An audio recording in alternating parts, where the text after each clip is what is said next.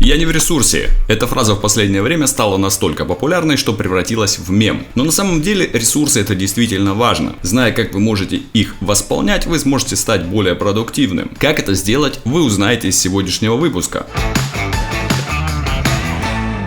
Будьте готовы к новому дню с вечера. Помните, как родители в детстве по вечерам заставляли нас собирать портфель в школу? Кому-то могло это не нравиться, и в какой-то момент каждый хотя бы раз, но был вынужден делать это с утра. Как результат, чрезмерная спешка, страх что-то забыть и, конечно, начало утра с плохого настроения, которое будет тянуться целый день. Мы выросли, но суть осталась. Если подготовить с вечера одежду и сумку, продукты для завтрака и коврик для йоги, то вставать с утра будет легче и приятнее. Вам не придется бегать по всей квартире в поисках брюк или документов, потому что вы позаботились об этом еще вчера. И полезные привычки будет проще внедрить в свою жизнь, когда спортивная форма и гантели лежат на видном месте, а не где-то на антресолях. Шансы начать свой день активно возрастают. Обращайте внимание на свои достижения. Один из способов слить свою энергию — постоянно мусолить свои промахи или думать о том, что у вас что-то не получится. Прокручивая негативные сценарии в голове, вы только тратите попусту ту энергию, которую можно было бы направить на что-то более полезное. На построение плана по достижению целей, на первые шаги, пусть и на первые ошибки. Допустив их, вы сможете понять, как двигаться дальше. Ошибаться — процесс не из приятных, но даже великие люди совершали ошибки. Зайдите на наш канал, чтобы посмотреть выпуски о Стиве Джобсе или о компании Motorola. После их просмотра вы не только узнаете больше о яблоке и производителе самого первого мобильного телефона, но и о том, как допущенные ими ошибки исправлялись. Вместо того, чтобы думать, что у вас недостаточно сил или навыков для достижения своих целей, лучше подумайте, как бы их получить, и начните свое движение по направлению к целям. Не забывайте о том, что вы уже много достигли в своей жизни, даже если вам кажется, что это не так. Человеку свойственно обесценивать свои поступки и значимые события в жизни,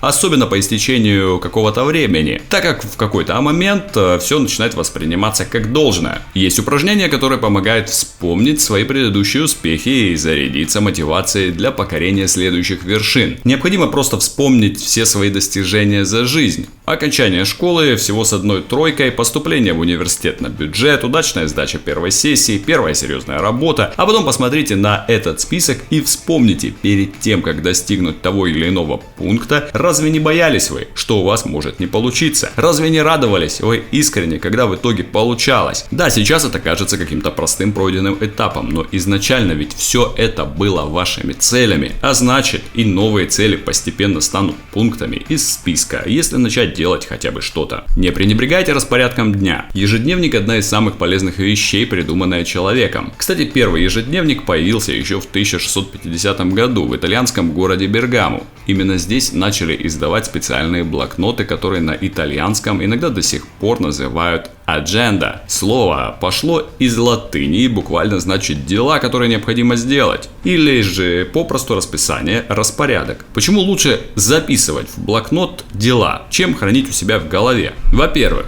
все за раз упомнить невозможно, и есть риск забыть что-то важное. Во-вторых, выписывая все на бумагу, вы сможете разгрузить голову и чувствовать себя лучше, сконцентрироваться станет проще, продуктивность возрастет. В-третьих, именно ежедневник помогает выстроить систему и выработать дисциплину. Когда вы видите список дел, пункты которого постепенно вычеркиваются, вы чувствуете удовлетворение, а само планирование входит в привычку. Отдых — неотъемлемая часть продуктивности. Именно он помогает нам восполнить запасы энергии и наполниться теми самыми ресурсами. Но только в том случае, если вы отдыхаете правильно. Каждодневная усталость иногда бывает такой сильной, что после окончания рабочего дня нам хватает сил только на то, чтобы включить сериал или просто потупить в телефон. Но нередко такой вид отдыха не позволяет расслабиться до конца, а иногда наоборот отнимает еще больше энергии. Почему мы залипаем в гаджеты, когда приходим домой? Потому что это один из самых простых способов отвлечься от работы и других дел. Далеко не нужно ходить, все всегда под рукой, да и привыкли мы уже просто скроллить ленты новостей, даже если там ничего интересного нет. Здесь на помощь придет все то же планирование. Отдых должен быть включен в список дел на день и не просто должен звучать как расплывчатое слово «отдых». Должна быть конкретика. Сходить в кино, почитать книгу, принять ванну, позаниматься йогой и так далее. Подумайте о том, что именно вас заряжает энергией и позволяет перезагрузиться. Добавьте это в свой день. Иногда нам кажется, что мы придумаем, чем заняться уже на месте, когда придем домой после работы. Но так вы рискуете снова взять в руки телефон, просто потому что это проще всего. Согласно мнению исследователей, человеку в день необходимо минимум 2 часа отдыха и максимум 5. Человек не чувствует себя счастливым, если он отдыхает меньше